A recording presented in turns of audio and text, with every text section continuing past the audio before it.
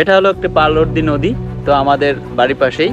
তো এই লোকেশনটায় অনেক কাঁঠাল আছে, আর এখানে প্রচুর পরিমাণে মাছ পাওয়া যায়, অর্থাৎ চিতল মাছ আছে এখানে প্রচুর পরিমাণে। তো অনেক ফিশারম্যান আসছিল এখানে মাছ ধরার জন্য, যারা বড়শি দিয়ে মাছ ধরে, কিন্তু কেউই ওরকমভাবে সাকসেস হতে পারে না। এক একটা চিতল মাছ আছে নাকি লোকের মুখে শুনলাম প্রায় 20 কেজির উপরে।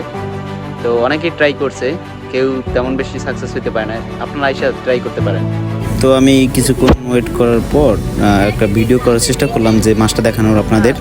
তো ওই দেখেন, ওই যে ওই যে ওই ওই ওই ওই ওই যে ডাব দিল, তো এটা হচ্ছে ছোট একটা মাছ। তো এরকম অনেক বড় বড় মাছ আছে।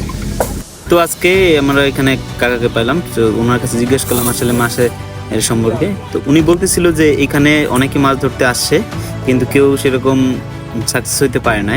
তো এক একটা মাছের ওজন নাকি প্রায় 20 কেজির মতো।